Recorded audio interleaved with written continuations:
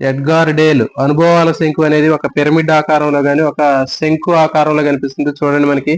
So దీంట్లో మొత్తం 11 అంశాలు ఉంటాయి. ఎడ్గార్ డేల్ అనుభవాల శంకువులో ఉండే మొత్తం అనుభవాలు లేదా అంశాలు ఎన్ని ఉంటాయంటే 11 అంశాలు ఉంటాయి. ఎడ్గార్ డేల్ అనుభవాల శంకువులో మొత్తం 11 అంశాలు అనేవి ఉంటాయి. 1 2 3 4 5 ఇట్లా మనకి ఒక పిరమిడ్ రూపంలో కానీ మనకి ఇది కనిపిస్తూ ఉంటుంది. శంకు రూపంలో కనిపిస్తుంది, పిరమిడ్ రూపంలో మొత్తం 11 అంశాలు అనేవి మనకి కనిపిస్తూ ఉంటాయి. ఈ 11 అంశాల్లో చూడండి, ఒకటవ అంశం నుంచి 11వ అంశం వరకు ఉన్నటువంటి అంశాలన్నీ కూడా మనకి కనిపిస్తూ ఉంటాయి. ఈ పిరమిడ్ అనేది లేకపోతే శంకు అనేది పిరమిడ్ ఆకారంలో కనిపిస్తుంది. ఈ పిరమిడ్ ఆకారంలో ఉన్నటువంటి ఈ అనుభవాల శంకులో 1వ నెంబర్ నుంచి 11వ నెంబర్ వరకు మనం కింద నుంచి పైకి సూచించడం జరుగుతుంది. దీంట్లో మరి ఒకటి కింద భాగంలో ఉన్నటువంటి దాన్ని పీఠ భాగం అని చెప్తారు. కింది భాగాన్ని పీఠ భాగం అంటారు, పై భాగాన్ని అగ్రభాగం అంటారు. ఇది అందరికీ కూడా కామన్ గా తెలుసు. మరి దీంట్లో ఉన్నటువంటి అంశాలు ఏమున్నాయి, ఈ అనుభవాల శంకువులో ఉన్నటువంటి అంశాలు అనేవి కింద నుంచి మనం తీసుకున్నప్పుడు ప్రత్యక్ష అనుభవాలు, రెండవది కల్పిత అనుభవాలు, మూడవది నాటకీకరణ అనుభవాలు, నాలుగవది ప్రదర్శన అనుభవాలు, ఐదవది క్షేత్ర పర్యటన అనుభవాలు, నెక్స్ట్ ఆరవది ఎగ్జిబిషన్స్, నెక్స్ట్ 7వది టీవీ, తర్వాత 8 చలనచిత్రము, 9 రేడియో టేప్ రికార్డరు, నెక్స్ట్ 10 దృశ్య అనుభవాలు, 11 శాబ్దిక అనుభవాలు. ఈ విధంగా మనకి మొత్తం 11 రకాలైనటువంటి అనుభవాలు అనేవి మనకి ఈ అభ్యాసన అనుభవానికి సంబంధించినటువంటి శంకువులు మనకు కనిపిస్తూ ఉంటాయి. సో మరి అసలు ఇది మనకి outline structure. Okay, Edgar Dale చెప్పినటువంటి ఈ అనుభవాల శంకు అనేది దీని మీద మొత్తం మన కాన్సెప్ట్ మొత్తం కూడా దీని మీదే ఉంటుంది. సో ఇప్పుడు మనం అసలు ఇవంటే ఏంటి ఫస్ట్ నేర్చుకున్నాం. ఎడ్గార్ డేల్ చెప్పినటువంటి ఈ అనుభవాల శంకువులో ఉన్నటువంటి అంశాలు అంటే ఏంటి, వాటి గురించి నేర్చుకున్నాం. తర్వాత వీటిని ఏ విధంగా ఒక సింపుల్ కోడ్ తోటి మీరు గుర్తుపెట్టుకోవచ్చు, ఎలాంటి కన్ఫ్యూజ్ లేకుండా ఒక సింపుల్ కోడ్ తోటి వీటిని మనం గుర్తుపెట్టుకోవచ్చు. వీటికి సంబంధించినటువంటి ఇన్ఫర్మేషన్ మొత్తం కూడా మనం నేర్చుకున్నాం. దాక్షే ఇట్రా. సో ఇప్పుడు మనం ఇవి చూద్దాం. ప్రత్యక్ష అనుభవాలు అంటే ఏంటి, కల్పిత అనుభవాలు అంటే ఏంటి, నాటకీకరణ అనుభవాలు అంటే ఏంటి, ప్రదర్శన అనుభవాలు అంటే ఏంటి, క్షేత్ర పర్యటన అనుభవాలు అంటే ఏంటి, ఎగ్జిబిషన్ అంటే ఏంటి, టీవీ ద్వారా కల్పించే అనుభవాలు ఏంటి, చలనచిత్రాలు అంటే ఏంటి, రేడియో టేప్ రికార్డర్ ద్వారా కల్పించే అనుభవాలు ఏంటి, ఓకే, నెక్స్ట్ దృశ్య అనుభవాలు ఏంటి, ఓకే, శాబ్దిక అనుభవాలు ఏంటి అనేవి ఇప్పుడు మనం కంప్లీట్ గా వీటి గురించి నేర్చుకున్నాం.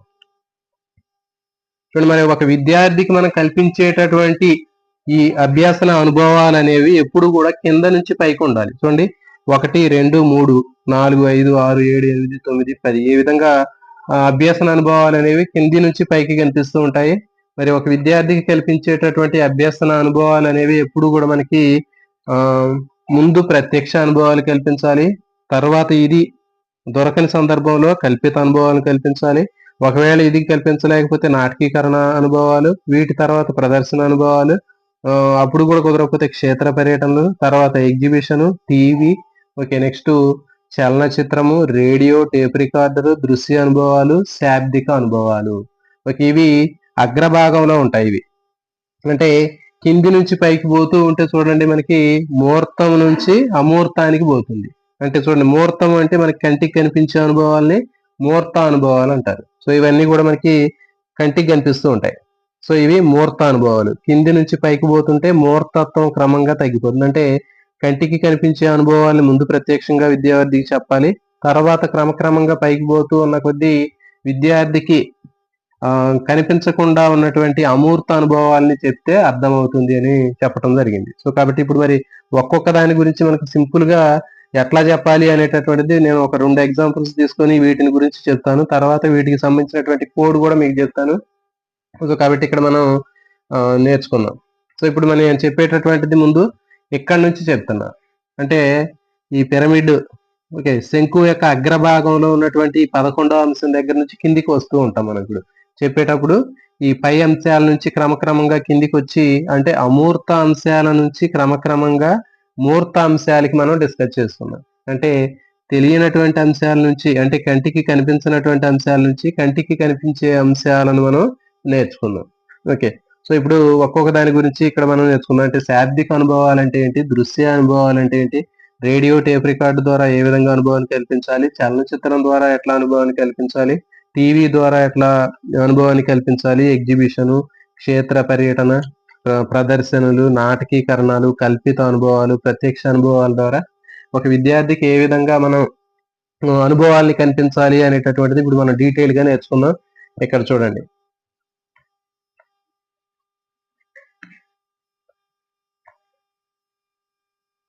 చూడండి ఫస్ట్ అన్నిటికంటే చివరగా ఉన్నటువంటిది అగ్రభాగంలో ఉన్నటువంటిది అనుభవాల శంకువులో అగ్రభాగంలో ఉన్నటువంటిది 11వ నెంబర్‌లో ఉన్నటువంటిది ఏంటి అంటే శాబ్దిక అనుభవాలు. ఓకే. శాబ్దిక అనుభవాలు. ఒక ఉపాధ్యాయుడు విద్యార్థికి ఇక్కడ ఉన్నటువంటి ఈ అనుభవాల శంకువులో 11 రకాలైనటువంటి అనుభవాల్ని ఏ విధంగా వివరిస్తాడు అనేటటువంటి దాన్ని నేను ఇప్పుడు ప్రతి ఒక్క దానికి మీకు కంప్లీట్ గా అర్థమయ్యేటట్లు ఇక్కడ చెప్తున్నానండి. సో జాగ్రత్తగా వినండి. ఫస్ట్ ఈ అనుభవాల శంకువులు అన్నిటికంటే చివరగా ఉన్నటువంటిది శాబ్దిక అనుభవం అని చెప్పిన. మరి శాబ్దిక అనుభవాలు అంటే చూడండి, మాటల ద్వారా చెప్పి పిల్లవాడికి కల్పించే అనుభవాల్ని శాబ్దిక అనుభవాలు అంటారు. కేవలం మాటల్ని మాత్రమే ఉపయోగించి ఒక ఉపాధ్యాయుడు విద్యార్థికి ఏదైనా ఒక విషయాన్ని మీద అనుభవాన్ని కల్పిస్తే దాన్ని శాబ్దిక అనుభవాలు అంటారు. ఓకే. సో ఇప్పుడు ఒక ఇద్దరు ఉపాధ్యాయులు ఉన్నారు. ఇద్దరు ఉపాధ్యాయులు విద్యార్థులకి ఒక పాఠాన్ని చెప్పేటప్పుడు ఈ ఎడ్గార్ డేల్ అనుభవాల శంకువులో ఒక్కొక్క అంశాన్ని ఏ విధంగా చెప్తారనేది మనం ఇక్కడ చూద్దాం. ముందు శాబ్దిక అనుభవాలను తీసుకున్నాడు ఒక ఉపాధ్యాయుడు. మరి తీసుకున్నప్పుడు ఇతను తీసుకున్న టాపిక్ ఏంటి అంటే ఇటుకలు తయారీ. అసలు ఇటుకలు ఏ విధంగా తయారు చేస్తారు అనేటటువంటి అంశాన్ని ఒక ఉపాధ్యాయుడు పాఠంగా తీసుకున్నాడు. ఇంకొక ఉపాధ్యాయుడు పట్టుదారంతో వస్త్రాలు ఏ విధంగా తయారు చేస్తారు అనేటటువంటి విషయాన్ని ఇంకొక ఉపాధ్యాయుడు తీసుకున్నాడు. మరి ఈ ఇద్దరు ఉపాధ్యాయులు విద్యార్థికి ఈ ఎడ్గార్ డేల్ చెప్పినటువంటి అనుభవాల శంకువులో ఒక్కొక్క అంశం ఆధారంగా ఎట్లా వివరిస్తున్నారు అనేటటువంటి విషయాన్ని మనం ఇక్కడ ఈజీగా అర్థం చేసుకోవచ్చండి. సో ఫస్ట్ ఈ అనుభవాల శంకువులు అన్నిటికంటే లాస్ట్ లో ఉన్నటువంటిది ఏంటి? శాబ్దిక అనుభవాలు అని చెప్పారు. సో మరి ఇక్కడ ఈ శాబ్దిక అనుభవాల్లో ఉపాధ్యాయుడు ఏం చెప్తాడు?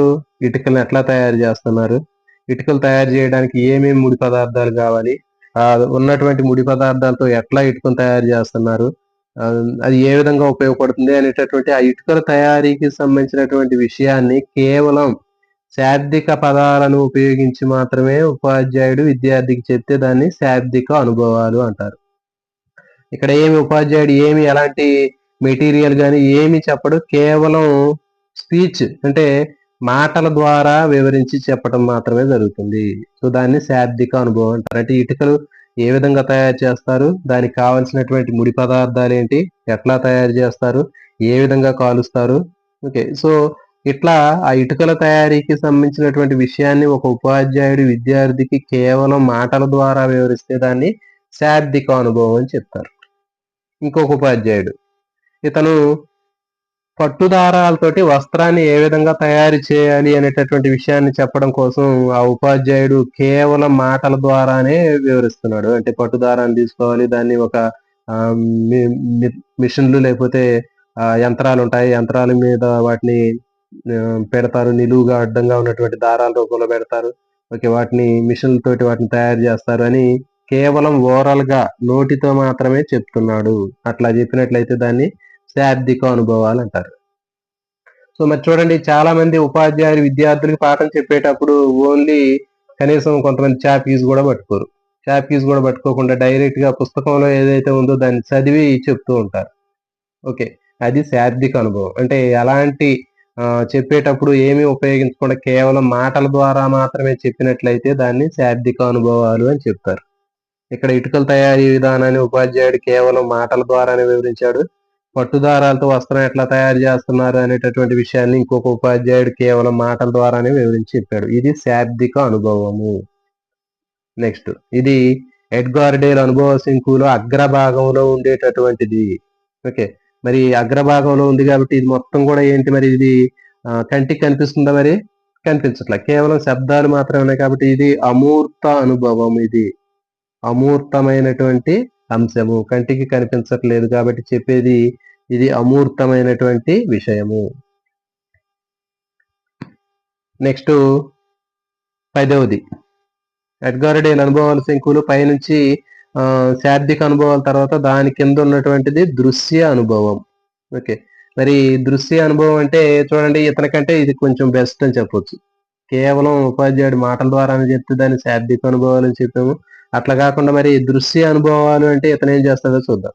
ఇక్కడ ఇటుకలు తయారు చేసేటటువంటి విషయాన్ని ఉపాధ్యాయుడు తరగతిలో ఉన్న విద్యార్థులు చెప్పేటప్పుడు అతను ఏం చేశాడంటే ఒక చార్ట్ మీద ఇటుకల తయారీకి సంబంధించినటువంటి ముడి పదార్థాలు ఏమి కావాలి అనేది ఒక చార్ట్ మీద రాసుకొని బొమ్మ వేసుకొని వచ్చాడు. తర్వాత ఇటుక తయారీకి సంబంధించినటువంటి కొన్ని ఇటుక బట్టీలు, అక్కడ ఇటుకలు కాల్చే విధానానికి సంబంధించినటువంటి కొన్ని పిక్చర్లు, పోస్టర్లు తీసుకొచ్చాడు. తీసుకొచ్చి తరగతి గదిలో గోడ కతికించి విద్యార్థులకు చూపించి పాఠం చెప్పాడు. ఓకే, సో ఇది దృశ్య అనుభవం కనిపిస్తుంది చూడండి.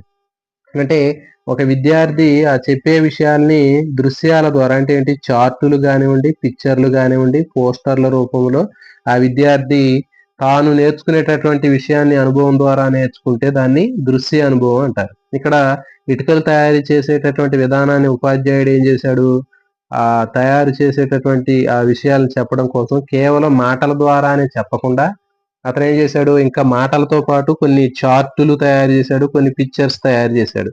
వాటికి సంబంధించినటువంటి కొన్ని పిక్చర్స్, పోస్టర్లు ఉంటాయి కదా, అవి తీసుకొచ్చాడు. తర్వాత ఒక చార్ట్ మీద ఇటుక తయారీ కావాల్సినటువంటి ముడి పదార్థాలు, వాటికి సంబంధించినటువంటి కొన్ని బొమ్మలు వేసుకొని చార్ట్ తయారు చేసుకొని వచ్చి చెప్పాడు. సో ఇది దృశ్య అనుభవం. ఇంకా మనకి గ్రాఫ్లు ఉపయోగించినా, మ్యాప్లు ఉపయోగించినా కానీ అది దృశ్య అనుభవం కిందకే వస్తుంది. ఓకే, ఇంకొక ఉపాధ్యాయుడు ఏం చేశాడంటే మరి దారాలతో వస్త్రం తయారు చేసే విధానాన్ని చెప్పడం కోసం ఇతను హ్యాండ్లూమ్స్, పవర్ లూమ్స్, మరమగ్గాలు, వీటికి సంబంధించినటువంటి కొన్ని బొమ్మలు, పోస్టర్లు, చార్ట్లు, సో ఇవన్నీ వేసుకొని తీసుకొచ్చాడు తరగతి గదిలోకి. తీసుకొచ్చి విద్యార్థులకు వివరిస్తూ ఈ బొమ్మల ద్వారా వివరించాడు. ఓకే, అక్కడ ఇలాంటి అనుభవాలు ఏమన్నారంటే దృశ్య అనుభవాలు అన్నారు. సో కాబట్టి మిత్రులకు అందరికీ అర్థమవుతుంది అనుకుంటున్నాను. దృశ్య అనుభవం అంటే ఒక విషయాన్ని చెప్పేటప్పుడు ఆ విషయానికి సంబంధించినటువంటి చార్టులు, పిక్చర్లు, పోస్టర్లు ఉపయోగిస్తూ చెప్పినట్లయితే దాన్ని దృశ్య అనుభవం అంటారు. కాబట్టి మరి చూడండి, శాబ్దిక అనుభవం కంటే దృశ్య అనుభవం అనేది కొద్దిగా మెరుగ్గా ఉంది. ఇక్కడ విద్యార్థికి కొన్ని చార్టులు, పిక్చర్లు, పోస్టర్లు చూపించాడు కాబట్టి ఈ అనుభవం దృశ్య అనుభవం అనేది శాబ్దిక అనుభవం కంటే కొంచెం మెరుగ్గా ఉంటుంది.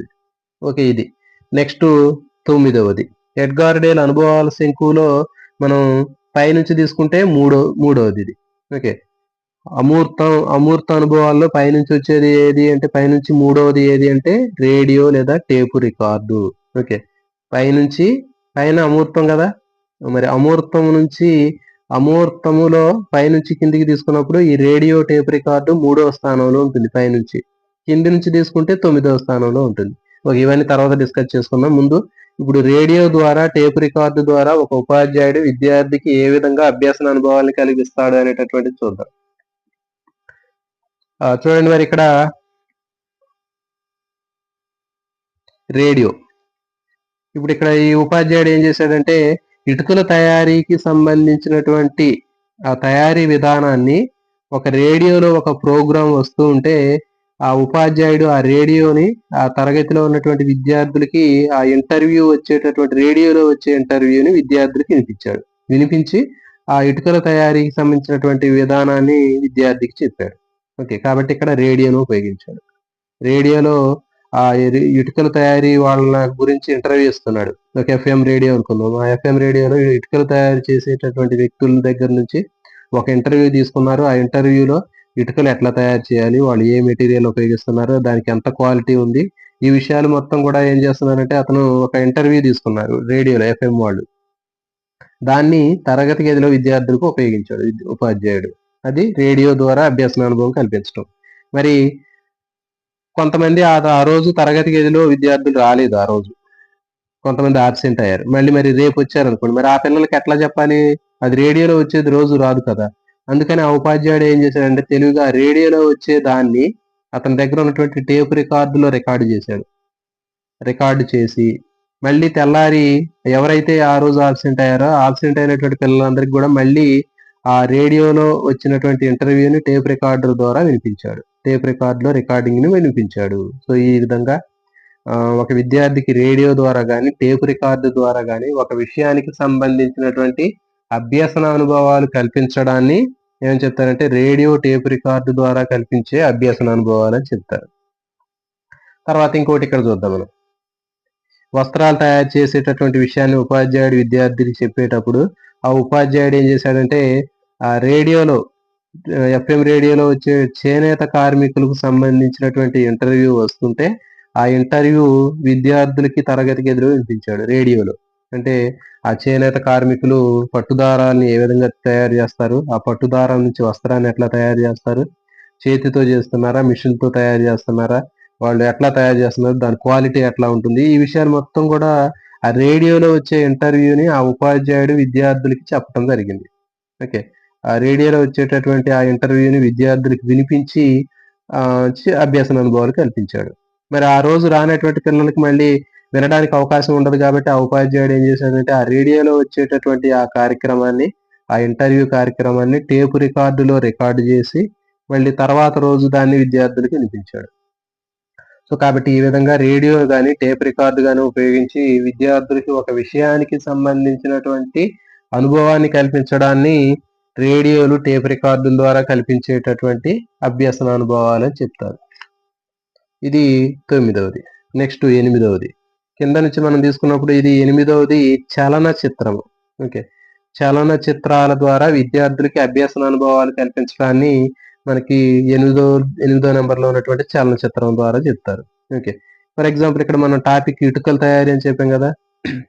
ఆ తరగతిలో ఉన్నటువంటి ఉపాధ్యాయుడు ఇటుకల తయారీకి సంబంధించినటువంటి వారి యొక్క జీవన శైలి, వాళ్ళ యొక్క లైఫ్ స్టైలు, ఆ ఇటుకలు ఎట్లా తయారు చేస్తున్నారు అనేటటువంటి ఒక సినిమా తీస్తే, ఆ సినిమాకి తీసుకెళ్ళాడు ఆ ఉపాధ్యాయుడు. ఓకే. ఆ విధంగా చలనచిత్రం అంటే ఇక్కడ సినిమా.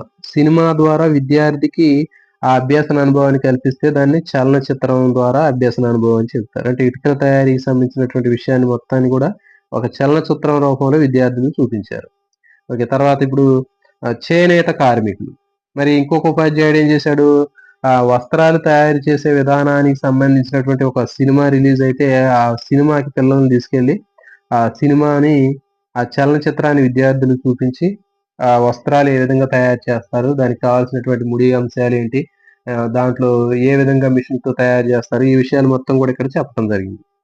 సో ఇది చలనచిత్రం ద్వారా విద్యార్థులకి అభ్యసన అనుభవాలు కల్పించడం.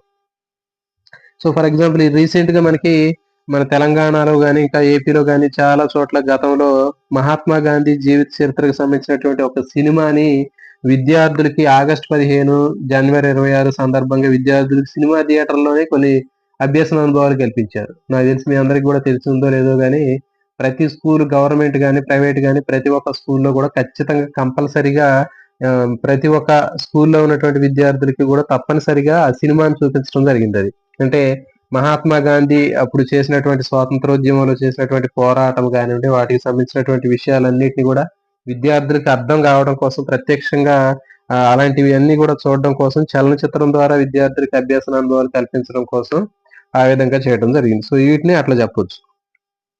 నెక్స్ట్ 7వది. 7వది తీసుకున్నట్లయితే దీంట్లో టీవీ. టీవీ ద్వారా విద్యార్థికి అభ్యసన అనుభవాన్ని కల్పించినట్లయితే దాన్ని టీవీ ద్వారా కల్పించే అభ్యసన అనుభవం అంటారు. దీంట్లో మనకి ఇప్పుడు ఫర్ ఎగ్జాంపుల్ చూడండి, టీవీలో మనకి ఇటుకల తయారీకి సంబంధించినటువంటి ఒక ప్రోగ్రామ్ వచ్చేటప్పుడు ఆ ఉపాధ్యాయుడు విద్యార్థులకి ఇప్పుడు దాదాపు అన్ని స్కూళ్ళలో కూడా మనకి పెద్ద టీవీలున్నాయి.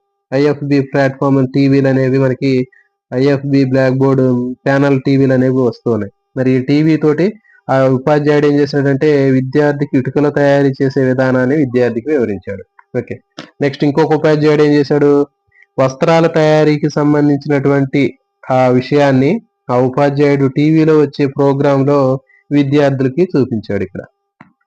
అంటే చూడండి పైనుంచి కిందికి వస్తూ ఉంటే మనకిక్కడ ఈ అభ్యసన అనుభవాలనేవి పైనుంచి ఇట్లా కిందికి వస్తూ ఉంటే విద్యార్థికి ఆహ్, కంటికి కనిపించేటటువంటి విషయాల్ని ఎక్కువగా నేర్చుకోవడానికి అవకాశం కనిపిస్తుంది. అంటే ఈ అమూర్త అనుభవాలు ఫస్ట్ విద్యార్థికి అర్థం కావు.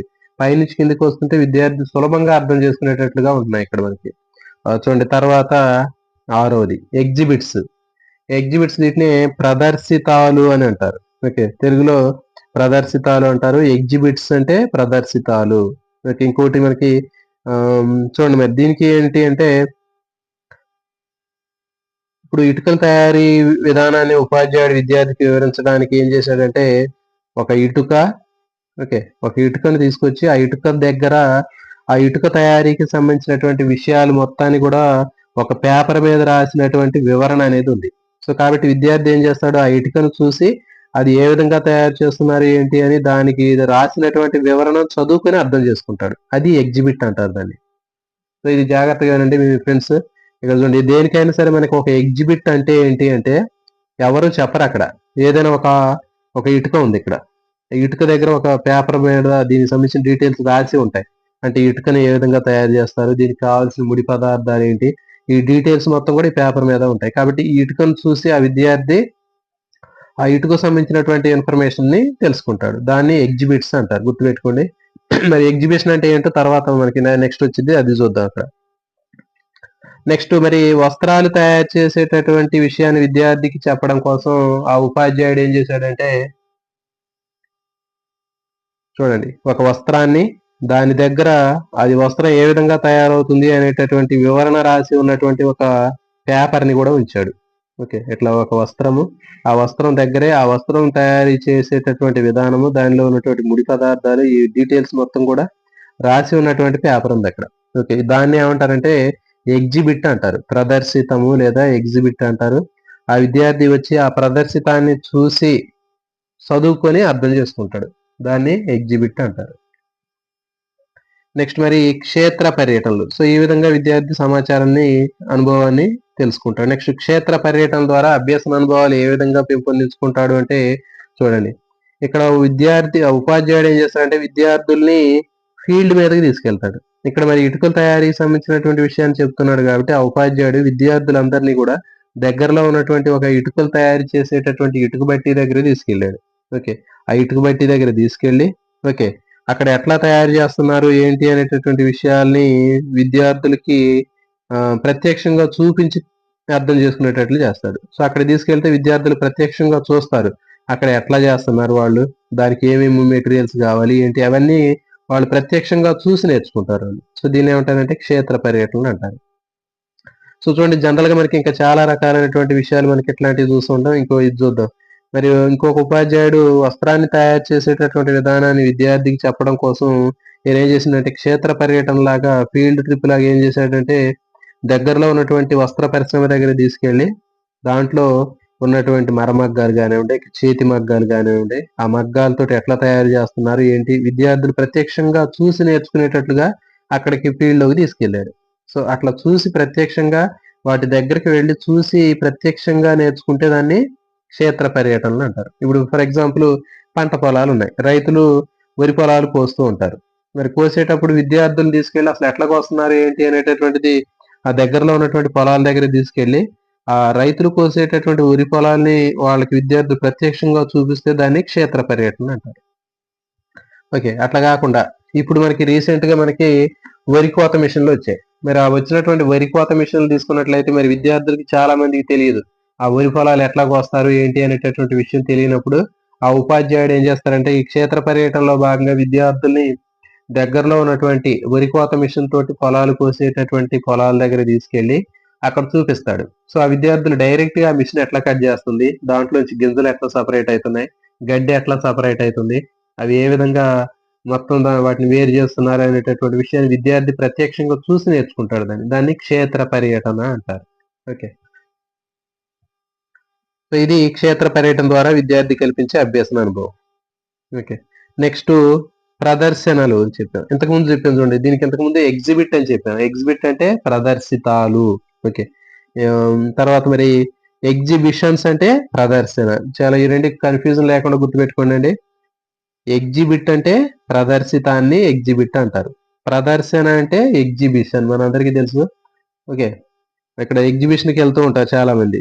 అక్కడ ప్రదర్శన అని చెప్తారు దాన్ని. మరి ఆ ప్రదర్శనలో ఉన్నటువంటి ఒక వస్తువు ఏదైతే ఉందో దాన్ని ఎగ్జిబిట్ అంటారు. ఒక వస్తువుని జనరల్ గా ఎగ్జిబిట్ అంటారు. మరి అక్కడ ఆ ఎగ్జిబిషన్ అంటే ఏంటంటే మొత్తం దానికి సంబంధించినటువంటిది ఎగ్జిబిషన్. మరి ఇప్పుడు దాని ఎట్లా ఉంటది ఏంటనేది చూద్దాం. ఇక్కడ ప్రదర్శన లేదా ఎగ్జిబిషన్ అంటే ఇక్కడ చూడండి, మరి ఇటుకలు తయారు చేసేటటువంటి విధానాన్ని విద్యార్థులు చెప్పాలనుకున్న ఉపాధ్యాయుడు ఏం చేశాడంటే ఒక ఇటుక అక్కడ వాళ్ళ దగ్గరలో ఆ ఎగ్జిబిషన్ జరిగేటప్పుడు ఆ ఎగ్జిబిషన్ లో ఒక అతను ఏం చేశాడంటే ఒక ఇటుకను పట్టుకొని తన దగ్గర ఒక ఇటుకను పట్టుకొని ఉంటాడు. ఆ ఇటుకను ఎట్లా తయారు చేస్తారు, దానిలో ఉన్నటువంటి ముడి పదార్థాలు ఏంటి అనేటటువంటి విషయాన్ని వివరించి చెప్తూ ఉంటాడు. ఓకే. సో అట్లా చెప్పినట్లయితే దాన్ని ప్రదర్శన అంటారు.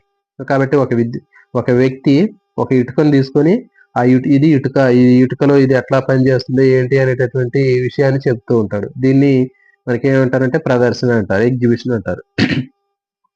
ఇక్కడ చూడండి, ఇక్కడ కూడా అంతే. మరి ఇక్కడ ఉపాధ్యాయుడు వస్త్రాన్ని తయారు చేసే విధానాన్ని విద్యార్థి చెప్పడం కోసం ఒక వస్త్రము, ఆ వస్త్రం ఏ విధంగా తయారవుతుంది అనేటటువంటి ఒక వ్యక్తి చెబుతుంటాడు ఇక్కడ. ఓకే. ఒక వ్యక్తి చెప్తే దాన్ని ఏమంటారంటే ప్రదర్శన లేదా ఎగ్జిబిషన్ అంటారు. అట్లా కాకుండా ప్రదర్శితము లేదా ఎగ్జిబిట్ అంటే ఒక వస్తువు ఉంటది, కానీ ఇక్కడ ఆ వస్తువు తయారీ అయినటువంటి విధానానికి వివరణ మాత్రమే కాగితం మీద రాసి ఉంటది. ఓకే. అది దాన్ని ఏమంటారంటే ఎగ్జిబిట్ అంటారు. ఎగ్జిబిషన్ అంటే ఒక వ్యక్తి దాని గురించి డెమాన్స్ట్రేషన్ చేసి చెప్తూ ఉంటాడు దాన్ని. సో మీకు ఇంకా క్లారిటీ రావాలంటే మనకి జనరల్ గా మనకి సైన్స్ ఫెయిర్లు కానీ అట్లాంటి వాటికి వెళ్తూ ఉంటాం. వెళ్తున్నప్పుడు ఏం చేస్తారంటే ఒక్కొక్క విద్యార్థి వాళ్ళు తయారు చేసినటువంటి ఆ విషయం ఏదైతే ఉందో, వాళ్ళు తయారు చేసినటువంటి ఒక ఇన్నోవేటివ్ దాన్ని చూపిస్తూ వివరిస్తూ చెప్తుంటారు వాళ్ళు. ఇది మేము దీంతో ఇట్లా తయారు చేసాము, ఇది ఈ విధంగా ఉపయోగపడుతుందని చెప్తూ ఉంటారు అక్కడ. సో కాబట్టి అక్కడ ఒక ప్రదర్శనకు సంబంధించినటువంటి ఒక అంశం ఉంటుంది, దాన్ని వివరించి చెప్తూ కూడా ఉంటారు. దాన్ని ప్రదర్శన అంటారు. ఇప్పుడు ఇటుకల గురించి చెప్పాలనుకోండి, అక్కడ ఇటుక ఉంటుంది, దాని గురించి చెప్పేటటువంటి వివరణ కూడా ఉంటుంది. ఓకే. తర్వాత వస్త్రం ఉంది, ఆ వస్త్రం ఉంటుంది, దాని గురించి చెప్పినటువంటి వివరణ కూడా ఉంటుంది. అంటే మనుషులు చెప్తూ ఉంటారు అక్కడ. మీకు ఇంకా బాగా అర్థం కావాలంటే మనకి చూడండి, నాప్తాల్ టీవీలో వచ్చేటటువంటి యాడ్స్ మనం చూస్తూ ఉంటాం. నాప్తాల్ యాడ్ లో వస్తుంటాం. మరి ఆ నాప్తాల్ యాడ్ లో వాళ్ళు ఏం చేస్తుంటారు, వాళ్ళు చెప్పేట ప్రతి ఒక్క అంశానికి కూడా వాళ్ళకి డిమాన్స్ట్రేషన్ ఉంటుంది. మీ అందరికి కూడా బాగానే తెలుసుంటది. నాప్తాల్ యాడ్ లో మనకి అన్ని రకాలైనటువంటి ప్రతి ఒక్క అంశానికి కూడా వాళ్ళు, ఇప్పుడు సెల్ ఫోన్ ఉంది, ఆ సెల్ ఫోన్ చూపిస్తూ దాని గురించి చెప్తూ ఉంటారు. ఓకే. మరి అట్లా సో ఈ విధంగా ఇంకా రకరకాలైనటువంటి వస్తువుల్ని వాళ్ళు దాని గురించి వివరించి చెప్తూ ఉంటారు. సో అది ప్రదర్శన అంటారు దాన్ని అట్లా చెప్తే. అంటే ఒక వస్తువు ఉంటది, ఆ వస్తువు గురించి ఒక వ్యక్తి చెప్తూ ఉంటే దాన్ని ఏమంటారంటే ఎగ్జిబిషన్ అంటారు, ప్రదర్శన అంటారు. మరి ఎగ్జిబిట్ లేదా ప్రదర్శితం అంటే కేవలం అక్కడ వస్తువు ఉంటది, ఆ వస్తువు దగ్గర కొంత వివరణ మాత్రమే రాసి ఉంటది. ఫర్ ఎగ్జాంపుల్ ఒక ఆకు ఉంది. నేనేం చేశానంటే మా స్కూల్లో ఉన్నటువంటి ల్యాబ్లో నేను మనకి హెర్బేరియం షీట్లు దొరుకుతుంటాయి. ఆ హెర్బేరియం షీట్ మీద నేనేం చేసిందంటే ఒక నిమ్మ ఆకు ఉంటుంది కదా, సిట్రస్ కాంకర తెగులు, నిమ్మ ఆకులో వచ్చేటటువంటి సిట్రస్ కాంకర తెగులు వచ్చినటువంటి ఆకుల్ని నేను కలెక్ట్ చేసి దీని మీద అతికిచ్చాను. ఓకే. ఈ టేప్ తోటి ఈ హెర్బేరియం షీట్ మీద అతికిచ్చి దీని మీద కొన్ని వివరాలు ఉంటాయి, డీటెయిల్స్. ఇది మొక్క ఏంటి, ఆ ప్లాంట్ ఏంటి, దానికి వచ్చిన డిసీజ్ ఏంటి, ఇది ఎక్కడ కలెక్ట్ చేసావు అనేటటువంటి డీటెయిల్స్ ఉంటాయి. సో ఇప్పుడు ఎవరైనా విద్యార్థి వచ్చినప్పుడు నన్ను అడగడిక, వాడు ఏం చేస్తాడు, వచ్చి దీన్ని చూసుకుంటాడు, ఇది ఏంటి, దీనికి సంబంధించిన డీటెయిల్స్ ఏంటి అనేది అక్కడ ఉన్నటువంటి అంశాలు చదువుకుంటే వాడికి అర్థమైంది. అది ఎగ్జిబిట్. ఓకే. అట్లా కాకుండా ఇంకొక చోట ఏం చేసిందంటే నేను ఒక విద్యార్థులు సైన్స్ ఫేర్ రోజున వివిధ రకాలైనటువంటి మందు మొక్కలు ఉన్నాయి అనుకున్నాం, అలోవేరా, లేకపోతే ఇంకా మనకి ఇంకా రకరకాలైనటువంటి మొక్కలు ఉన్నాయి, మందార. ఈ మొక్కలు విద్యార్థి పట్టుకొని ఉంచుంటాడు. ఆ విద్యార్థి ఏం చేస్తాడంటే మిగిలినటువంటి విద్యార్థులకి వాటిని చూపిస్తూ వాటి గురించి వివరించి చెప్తూ ఉంటాడు. ఓకే. సో మరి అట్లా చెప్తే దాన్ని ఏమంటారంటే ప్రదర్శన, ఎగ్జిబిషన్ అంటారు. ఓకే. నెక్స్ట్ నాటకీకరణ. నాటకీకరణ అనేది మనకి మూడవది. ఎడ్గార్ డేల్ అనుభవ శంకులో మనకి మూడవది ఏంటంటే నాటకీకరణం. చూడండి, మరి దీంట్లో విద్యార్థిని ఏం చేస్తామంటే ఇప్పుడు మనం ఏ విషయాన్ని అయితే చెప్పాలో ఆ విషయానికి సంబంధించినటువంటి నాటకీకరణగా అతన్ని ఉపయోగిస్తాం. అంటే ఒక నాటకం చెప్పేటటువంటి విద్యార్థిగా అతనికి రోల్ ప్లేగా చేపిస్తూ ఉంటాం. ఇక్కడ ఏం చేస్తామంటే ఒక విద్యార్థి ఒక ఇటుక ఉన్నటువంటి ఒక బొమ్మని అట్ట మీద బొమ్మ వేసి దాన్ని మెడలో వేసుకుంటాడు. మీరు మెడలో వేసుకుని ఆ విద్యార్థి తానే ఇటుకగా ఉండి చెప్తూ ఉంటాడు. అంటే తన యొక్క ఫీలింగ్స్ చెప్తాడు. నన్ను ఎట్లా తయారు చేశారు, నేను తయారు కావాలంటే ఏమేం కావాలి, నేను ఏ విధంగా ఉపయోగపడతాను అని ఆ విద్యార్థి ఒక నాటకం ద్వారా చెప్తూ ఉంటాడు. దాన్ని నాటకీకరణ అంటారు. తర్వాత ఇక్కడ ఇంకొక ఉపాధ్యాయుడు ఓకే. వస్త్రం తయారు చేసేటటువంటి ఉపాధ్యాయుడు ఏం చెప్పాడు, ఇంకొక విద్యార్థిని తీసుకొని తరగతిలో బాగా వాక్చాతుర్యం ఉన్నటువంటి విద్యార్థిని తీసుకొని తను నేను వస్త్రాన్ని నేను నేను నన్ను తయారు చేయాలంటే ఈ క్రింది పదార్థాలు కావాలి. నేను ఈ విధంగా ఉపయోగపడుతున్నాను అని చెప్పి ఆ విద్యార్థి దీనికి సంబంధించినటువంటి వస్త్రాన్ని తయారీకి సంబంధించినటువంటి విషయాన్ని తానే ఒక నాటకీకరణంగా అతను చెప్తూ ఉంటాడు. ఓకే.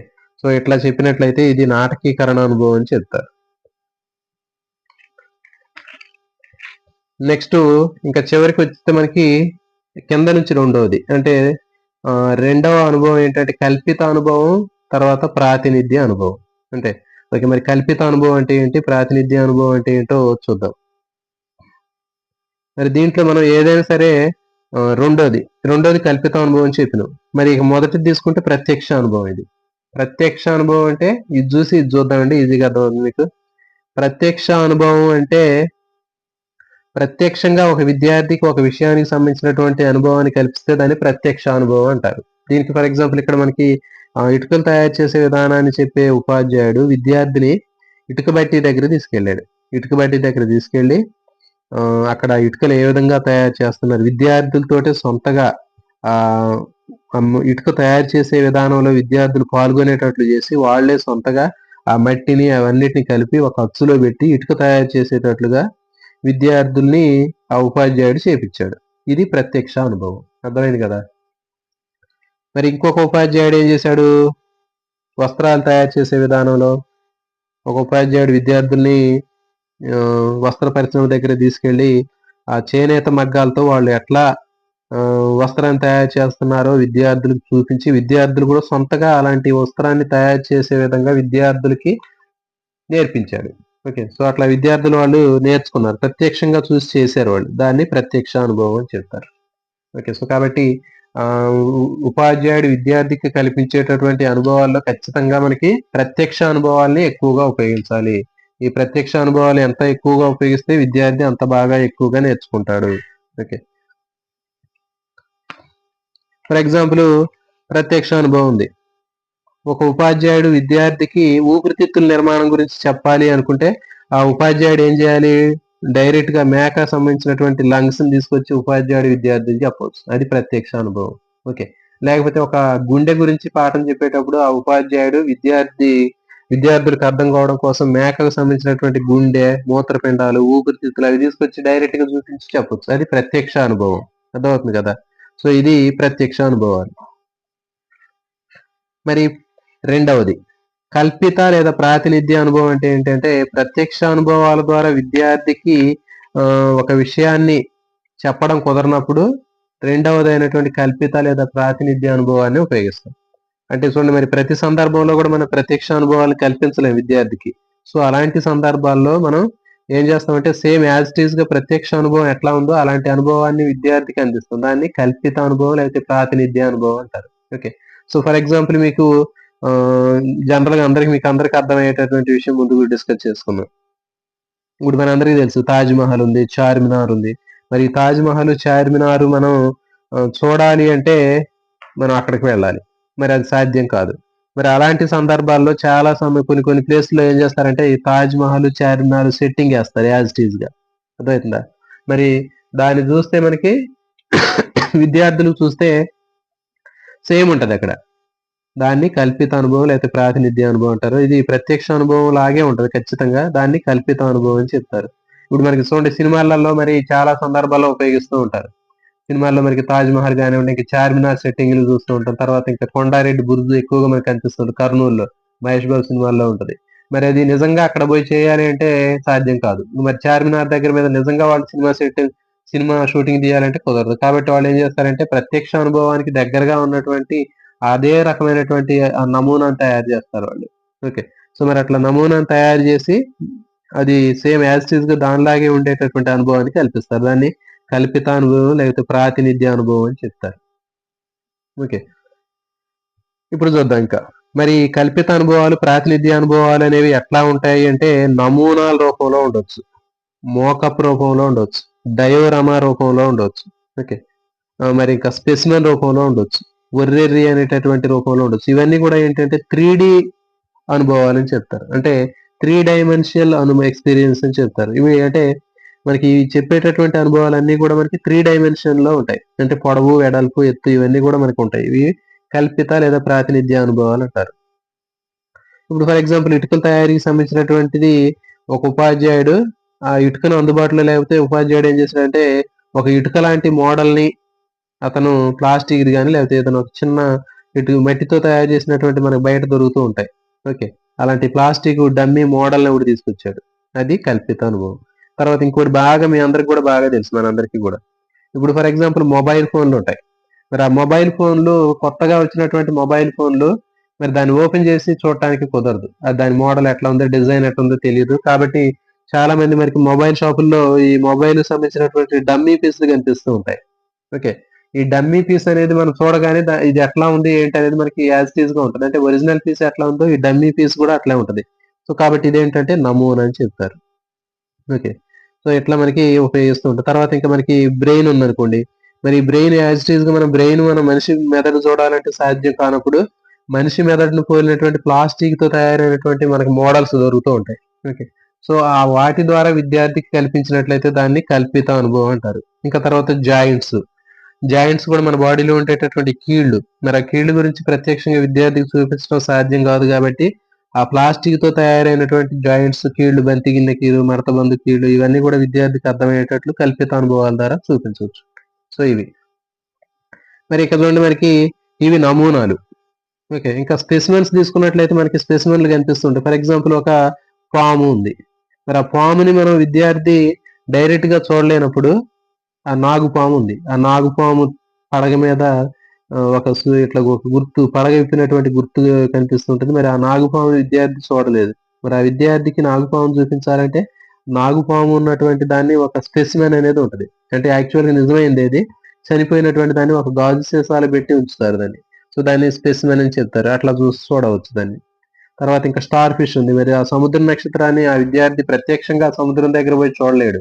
మరి అందుకని చెప్పేసి ఏం చేస్తారంటే ఆ సముద్ర నక్షత్రాన్ని తీసుకొచ్చి ఒక గాజు సీసాలో పెట్టి దాంట్లో ఒక ఫార్మలిన్ కెమికల్ పెట్టేసి దాన్ని చూపిస్తూ ఉంటారు. అది స్పెసిమెన్ అని చెప్తారు. ఓకే. సో ఈ విధంగా మనకి నమూనాలు, స్పెసిమెన్లు ఇవన్నీ కూడా ప్రత్యక్ష అనుభవాలకి దగ్గరగా ఉంటాయి. సో వీటిని కల్పిత అనుభవాలు అంటారు. సో కాబట్టి ఫస్ట్ విద్యార్థికి ప్రత్యక్ష అనుభవాలు కల్పించాలి. అవి అందుబాటులో లేనప్పుడు కల్పిత అనుభవాలు వాటికి దగ్గరగా ఉండే ప్రాతినిధ్య అనుభవాల్ని కల్పించాలి. మరి ఇప్పుడు ఇక్కడ చూడండి మనకి మాకప్ అని చెప్పాము. తర్వాత ఒర్రెరి, డయోరామా ఇవన్నీ మనకి నెక్స్ట్ బోధనోపకరణాల్లో వస్తాయండి. వాటి గురించి మనం అక్కడ డీటెయిల్ గా నేర్చుకుందాం. సో కానీ సింపుల్ గా మనకి మాకప్ అంటే ఏంటంటే చూడండి సిమిలర్ సైజ్ ఉంటది. మనం ఏదైనా ఒక ఆబ్జెక్ట్ తయారు చేసినప్పుడు అదే సైజ్ లో గానీ దానికంటే కొంచెం స్మాల్ సైజ్ లో గానీ ఉంటే దాన్ని మాకప్ అంటారు. ఓకే. ఇప్పుడు జనరల్ గా మనకి ఒక విమానం ఉందనుకోండి. మరి ఆ విమానం ఎంత ఉందో మరి అలాంటి దాన్ని ఒక చిన్నగా తయారు చేస్తారు దాన్ని. విమానం మోడల్‌ని. అట్లా అయితే మాకప్ అంటారు. తర్వాత ఇంక మనకి ఆహ్, డయోరామా. ఓకే. మరి డయోరామా తీసుకున్నట్లయితే డయోరామా అనేది ఏంటంటే అది కూడా ఒక 3 మోడలే. అది గ్లాస్ తోటి ఫిట్ చేసి ఉంటది. అంటే ఏదైనా ఒక సీనరీ అనే దానికి సంబంధించినటువంటిది ఉంటది. అది ఒక గ్లాస్‌లో ఫిట్ చేసి కనిపిస్తూ ఉంటది. 3 మోడల్ క్లోజ్ చేసి ఉంటది గ్లాస్ తోటి. సో దీనికి డీటెయిల్స్ అన్ని తర్వాత మనకి బోధనోపకరణాలకు సంబంధించినటువంటి వాటిలో వస్తాయి. అక్కడ నేర్చుకుందాం. సో ఇదండి ఓవరాల్‌గా మనకి దీనికి సంబంధించినటువంటి విషయాలన్నీ గూడా మనకి ఈ విధంగా ఉంటాయి. అంటే ఉపాధ్యాయుడు విద్యార్థికి పాఠాన్ని బోధించేటప్పుడు ఖచ్చితంగా మనకి ప్రత్యక్ష అనుభవాలు కల్పించాలి. ఇవన్నీ మూర్తం. కింద నుంచి పైకి బోయే కొద్దీ ఏమవుతుంది చూడండి. మూర్తత్వం అనేది కింద నుంచి పైకి బోయే కొద్దిగా తగ్గుతుంది. తగ్గుతుంది. మీకు అడిగేటటువంటి ఎగ్జామ్‌లో అడిగేటటువంటి బిట్లన్నీ గూడా ఇట్లే ఉంటాయి. ఎడ్గార్ డేల్ అనుభవాల శంకులో కింది నుంచి పీఠం నుంచి పైకి పోయే కొద్దీ అభ్యసన అనుభవాల యొక్క మూర్తత్వం ఏమవుతుంది? తగ్గుతుంది. పైనుంచి కిందికి వచ్చేటప్పటికి ఏమవుతుంది? అది పెరుగుతుంది. ఓకే. మరి దీంట్లో ఉపాధ్యాయుడు ఉపయోగించాల్సినటువంటి ఆ విధానం ఏది? పైనుంచా? కింద నుంచా? అంటే కింద నుంచి పైకి ఉపయోగించాలి. ఓకే. అంటే ఫస్ట్ దీన్ని ఉపయోగించాలి. ఇది అందుబాటులో లేకపోతే కల్పిత అనుభవాలను ఉపయోగించాలి. తర్వాత ఇది అందుబాటులో లేకపోతే నాటకీకరణాలు ఉపయోగించాలి. అస్సలు ఏది సాధ్యం కానప్పుడు శాబ్దిక అనుభవాలను ఉపయోగించాలి గానీ, ఎప్పుడు పైనుంచి కిందకి ఉపయోగించకూడదు. ఓకే. సో, ఒక ఉత్తమ ఉపాధ్యాయుడు విద్యార్థులకు బోధించేటప్పుడు ఎప్పుడు గూడా మూర్తానుభవాల నుంచి అమూర్తానుభవాలకే బోధించాలి. ఓకే. సో, ఇది దీనికి సంబంధించింది. మనం ఇప్పుడు నెక్స్ట్ దీనికి సంబంధించినటువంటి కోడింగ్ అనేది ఎట్లా ఉంది? సింపుల్‌గా ఎట్లా గుర్తుపెట్టుకోవాలో చూద్దాం.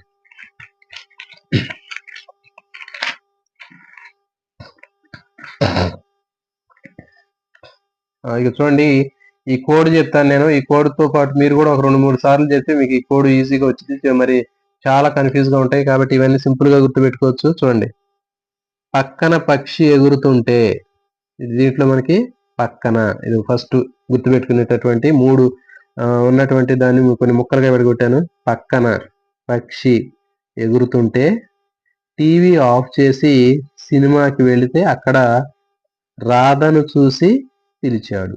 అంటే చూడండి, ఒక వ్యక్తి ఇంట్లో ఒక టీవీలో కొత్త సినిమా వస్తుంది. ఓకే, పుష్ప 2 సినిమా వస్తుంది.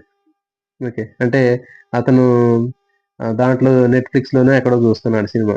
ఓకే, మరి ఆ సినిమా చూస్తున్నాడు, చూస్తుంటే ఇంట్లో ఫ్యాన్ వేసుకున్నాడు, బాగా టీవీ చూస్తున్నాడు. మరి అతని ఇంట్లో ఒక పావురాన్ని పెంచుకుంటున్నాడు. ఆ పావురాన్ని ఫ్రీగా వదిలేశాడు ఆ రూమ్ లో. మరి ఆ పైన ఉన్నటువంటి ఫ్యాన్ కి తగిలి రెక్కలు తగిలి దానికి ప్రమాదం జరిగే అవకాశం ఉంటుందని చెప్పి ఏం చేశాడంటే, మరి ఇట్లయితే కుదరదు, మనం టీవీ బంద్ చేసి థియేటర్కి వెళ్ళి చూడాలనుకున్నాడు. ఓకే, మరి ఆ థియేటర్కి వెళ్ళి చూడాలనుకున్నప్పుడు అక్కడ థియేటర్కి పోతే అక్కడ రాధ అనేటటువంటి ఆమె కనపడిందంట, ఆయనకి తెలిసిన ఆమె. అప్పుడు ఆయన ఏం చేశాడు, ఆమెను చూసి పిలిచాడు. ఓకే, ఇది దీనికి సంబంధించింది. సో ఇప్పుడు మనకి చూడండి, పక్కన పక్షి ఎగురుతుంటే, అంటే ఆయన ఏం చేస్తున్నాడు, టీవీ చూస్తున్నాడు.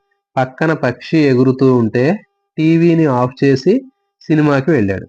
ఓకే, వెళితే అక్కడ రాధను చూసి పిలిచాడు. అక్కడ రాధ కనిపించింది, రాధను చూసి పిలిచాడు. ఇదే మనకి 11 అంశాలు దీంట్లో ఉంటాయండి. సో మరి ఈ 11 అంశాలు ఎట్లా ఉంటాయని చూద్దాం.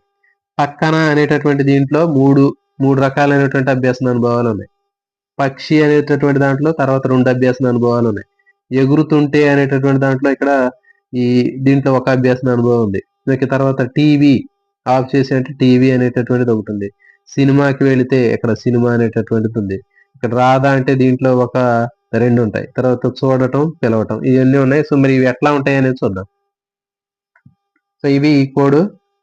పక్కన పక్షి ఎగురుతుంటే టీవీ ఆఫ్ చేసి సినిమాకి వెళితే అక్కడ రాధను చూసి పిలిచాడు. సో ఇది 1-2 సార్లు చెప్పండి, మీకు మనకి ఈజీగా కోడ్ అనేది గుర్తుంది. పక్కన పక్షి ఎగురుతుంటే టీవీ ఆఫ్ చేసి సినిమాకి వెళ్ళాడు, అక్కడ మరి రాధను చూసి పిలిచాడు. ఓకే, మరి ఇప్పుడు ఇవే మనకి కోడ్స్. మరి ఇవి ఎట్లా ఉంటాయి అనేది చూద్దాం. పక్కన అని చెప్పాం.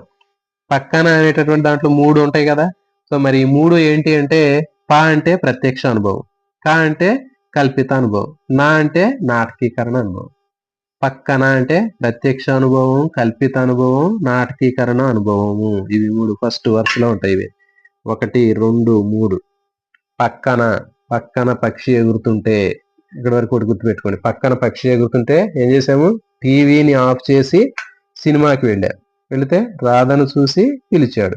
సో ఇది దీంట్లో పక్కన పక్షి ఎగురుతుంటే అంటే, పక్కన అంటే ప్రత్యక్ష, కల్పిత, నాటకీకరణ అనుభవాలు. దీని తర్వాత పక్షి అంటే ప్రదర్శన, క్షేత్ర పర్యటనలు, అంటే ప్రదర్శన అనుభవాలు 4వది, 5వది క్షేత్ర పర్యటన అనుభవాలు. ఓకే, పక్షి అంటే ప్రదర్శన అనుభవాలు, క్షేత్ర పర్యటన అనుభవాలు అనేవి 4, 5 కిందకు వచ్చాయి. నెక్స్ట్ ఎగురుతూ ఉంటే, అంటే దీంట్లో ఎగురుతూ అనేటటువంటి దీంట్లో ఈ 2 అక్షరాలు గుర్తుపెట్టుకోవాలి. ఎగ్జిబిషన్ అంటే ఎగురుతూ అంటే ఇక్కడ ఎగ్జిబిషన్, ఎగ్, ఇక్కడ కూడా ఎగ్ అనేటటువంటిది ఉంది. ఎగ్జిబిషన్ ఎగురుతుంటే. ఓకే, ఇది అయిపోయింది. నెక్స్ట్ ఎగ్జిబిషన్ అనేది 5 అయిపోయింది కదా, ఇది 6వది, 6 అయిపోయింది. నెక్స్ట్ టీవీ అనేది 7వది. ఓకే, టీవీ ఆఫ్ చేసి అంటే దీని ఒకటి గుర్తుపెట్టుకోవాల్సి సరిపోతుంది. టీవీ 7వది. టీవీ తర్వాత సినిమా 8వది. అంటే టీవీని ఆఫ్ చేసి ఎక్కడ పోయింది, సినిమా చూడటానికి పోయింది. అదే సినిమా ఇంట్లో కుదరట్లేదు, ఇబ్బంది అవుతుందని. మరి అక్కడ పోతే, సినిమాకి పోతే ఏం కనిపించింది, అక్కడ రాధను చూశాడు ఆయన. రాధ అంటే RADHA. దీంట్లో RADHA అంటే RADIO, రేడియో అని గుర్తుపెట్టుకోండి. రేడియో. రాధ అనేటటువంటి దాంట్లో RADHA అంటే రేడియో, RADIO. ఓకే, ఇది రేడియో. మరి రేడియో అంటే పక్కన టేప్ రికార్డు కూడా ఉంటుంది. టేప్ రికార్డు ఇది అవసరం లేదు మనకి, ఇది ఉంటే ఇది ఈజీ గుర్తుపెట్టుకోవచ్చు. రేడియో అనగానే టేప్ రికార్డు కూడా గుర్తుంటుంది. ఓకే, సో మరి రాధను చూసి పిలిచాడు. ఓకే, మరి చూడండి 8, ఇది 9, ఇది 10. చూడటం అంటే ఏంటి? చూడండి, చూడటం అంటే దృశ్య అనుభవం. పిలిచాడు అంటే శాబ్దిక అనుభవం. ఓకే. సో మరి ఈ విధంగా మనకి ఈజీగా గుర్తుపెట్టుకోవచ్చు. రాధ అంటే రేడియో, టేప్ రికార్డు, దృశ్య అనుభవం, శాబ్దిక అనుభవం. ఓకే, చూడండి మరి ప్రత్యక్ష అనుభవం, కల్పిత అనుభవం, నాటకీకరణ అనుభవం, ప్రదర్శన అనుభవము, క్షేత్ర పర్యటన అనుభవము, exhibition, TV, cinema, radio, tape record, దృశ్య అనుభవం, శాబ్దిక అనుభవం. ఓకే, వచ్చాయి కదా మొత్తం మనకి. సో కాబట్టి దీన్ని మనం ఒక 2-3 సార్లు అనుకుంటే చాలా ఈజీగా కోడ్ అనేది మనకి చాలా గుర్తుంటుంది. పక్కన పక్షి ఎగురుతూ ఉంటే, అక్కడి వరకు గుర్తుపెట్టుకోండి. పక్కన పక్షి ఎగురుతూ ఉంటే అనే దాంట్లో మనకి పక్కన అనే దాంట్లో 3 అక్షరాలు 3 కోడ్లు. పక్షి అంటే 2 అక్షరాలు 2 కోడ్లు. ఎగురుతుంది అంటే ఇక్కడ ఎగ్జిబిషన్ అంటే ఎగురటం అంటే ఎగ్జిబిషన్. ఓకే, ఎగురుతుండే దాంట్లో ఎగ్జిబిషన్.